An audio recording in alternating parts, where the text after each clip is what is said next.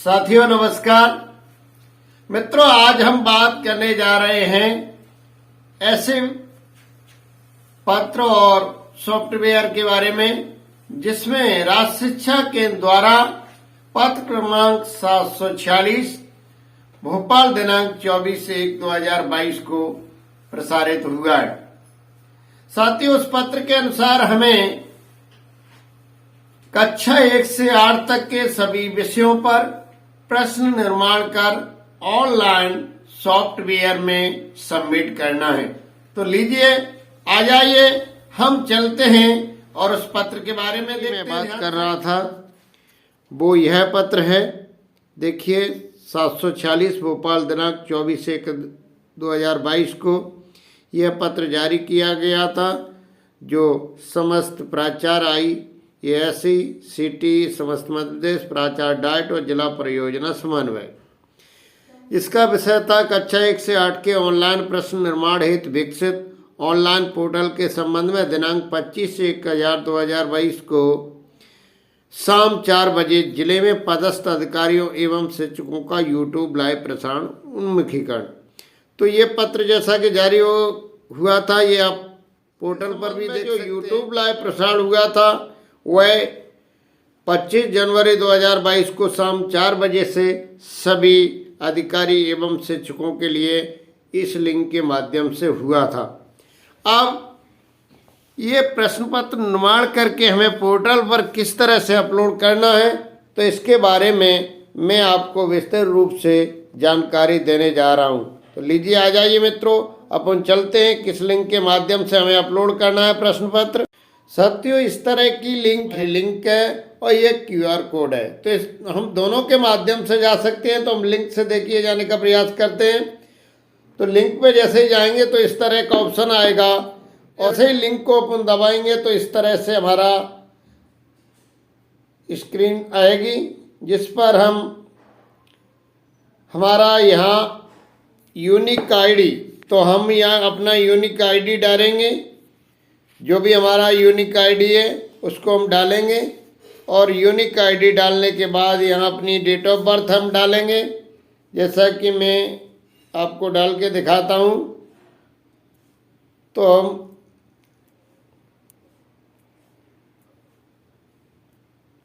ये मैंने एंट्री कर दी। अब जैसे ही हम एंट्री करेंगे इस तरह से आपको दिख रहा होगा ये QR कोड ऑलरेडी आ गया है। तो हम यहाँ लॉगिन कर देंगे और लॉगिन करने के बाद इस तरह का हमारे सामने इंटरफेस खुलेगा। राज्य शिक्षा केंद्र, आइटम बैंक, लॉग आउट। अब हम आ जाएंगे यहाँ पर। देखिए, यहाँ हमारे जो आपको दिख रहा होगा ऊपर बाईं साइड पर, जैसा कि मैं ये आपको दिख रहा होगा, यहाँ आइटम बैंक लिखा हुआ है। तो इस पर हम क्लिक करेंगे। यहाँ 2 ऑप्शन आ रहे हैं, एंट्री फॉर्म और व्यू। एंट्री फॉर्म में हम जाएंगे।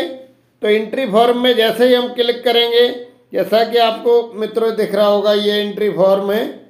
जैसे ही हम एंट्री फॉर्म पर क्लिक करेंगे तो क्लिक करने के बाद इस तरह से हमारा इंटरफेस खुलेगा और इसमें हम बेसिक इन्फॉर्मेशन भरना स्टार्ट करेंगे। जैसे ग्रेड में हम सिलेक्शन करेंगे। तो जो हमारा ग्रेड 1st, 2nd, 3rd लिख के आ रहा है, ये हमारा क्लास है। उदाहरण के लिए मैं कक्षा 5 का यहाँ सिलेक्शन करता हूँ। कक्षा 5 की ग्रेड मैंने सिलेक्ट कर दी, यानी कक्षा 5। अब यहाँ सब्जेक्ट पर हम जैसे ही क्लिक करेंगे तो हमारे कक्षा 5 में जो भी सब्जेक्ट हैं सभी आ जाएंगे। देखिए, इंग्लिश जनरल, इंग्लिश स्पेशल, गणित, पर्यावरण, संगीत, हिंदी विशिष्ट, हिंदी सामान्य।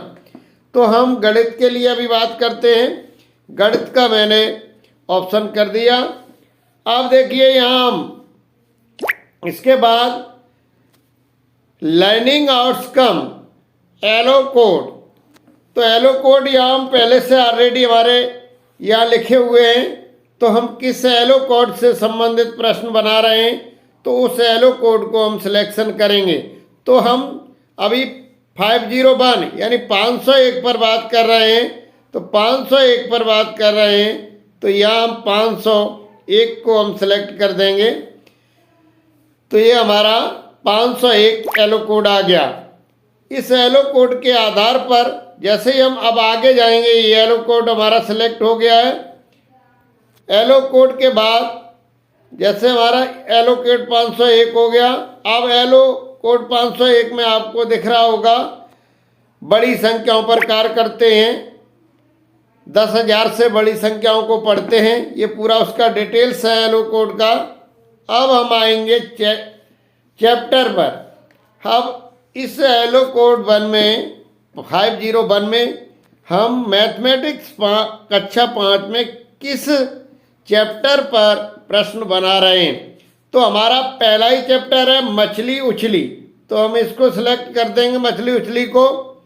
अब देखिए डिफ़िकल्टी लेवल क्या है। हमारा जो प्रश्न है इजी है, एवरेज है या डिफ़िकल्ट है।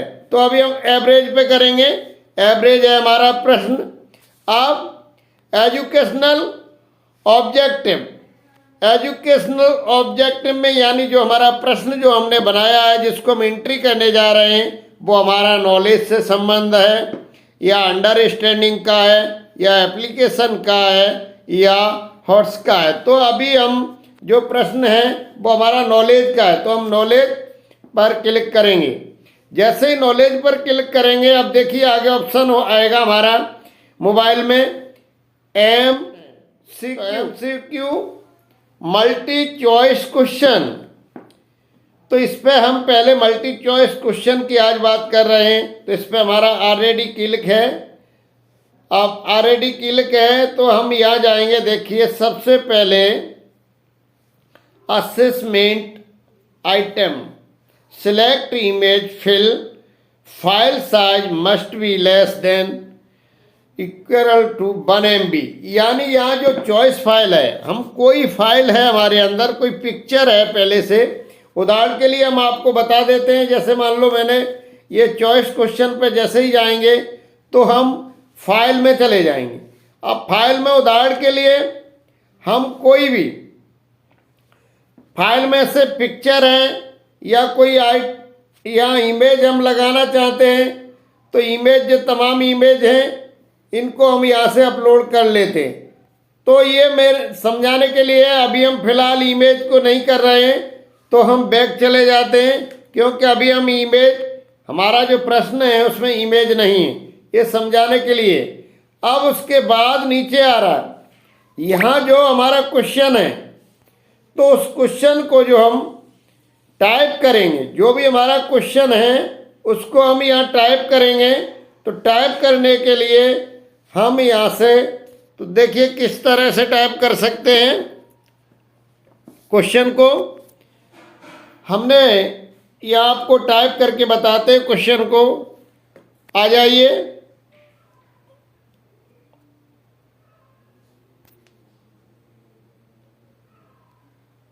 देखिए मित्रों मैंने ये टाइप कर दिया आपके इसमें पूरा।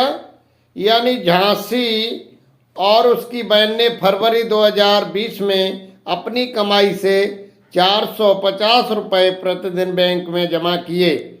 उस माह की उनकी बचत होगी। अब ये हमने प्रश्न टाइप कर दिया। अब यहाँ हम ऑप्शन देंगे, इसमें ऑप्शन भरेंगे। तो देखिए किस तरह से ऑप्शनों को भरेंगे। अब यहाँ हम टाइप कर देते हैं ऑप्शन, तो ध्यान रहे। तो मित्रों ये हमने ऑप्शन ए में 13,500 टाइप कर दिया, ऑप्शन बी में 2,470, ऑप्शन सी में 13,050 और ऑप्शन डी में हमने कर दिया 12,600। ये ऑप्शन हमने कर दिए। अब हमें इसमें रीजनिंग भी लिखना है। यानी जो बच्चे ने 13,500 का उत्तर दिया है ए, वो किस आधार पर, यानी बच्चे के मन में क्या चल रहा है। तो यहाँ हम रीजन ए यानी सभी चारों ऑप्शनों के रीजन दूंगा। तो देखिए मैं टाइप करता हूँ रीजन फर्स्ट में। तो साथियों जैसा कि ये हमने चारों ऑप्शन ए बी सी और डी का, ये हमने सभी जो हमारे चारों ऑप्शन थे, जैसे हमने ये 4 ऑप्शन भर दिए हैं ABCD। अब इनकी हमें रीजनिंग उनके सामने लिख दी है, टाइप कर दिया ऑलरेडी। जैसा कि आप देख रहा होगा, ये हमने फरवरी माह की रीजन यानी पहला रीजन दिया है, इसी तरीके से ये दूसरा दिया है, तीसरा ये है। तो इस तरह से रीजनिंग आपको दिख रही होगी। यानी जो पहला बच्चे ने जवाब दिया है 13,500 का, वो फरवरी माह में दिनों की संख्या की समझ नहीं है, 30 दिन का फरवरी मानकर उसने आंसर दिया है।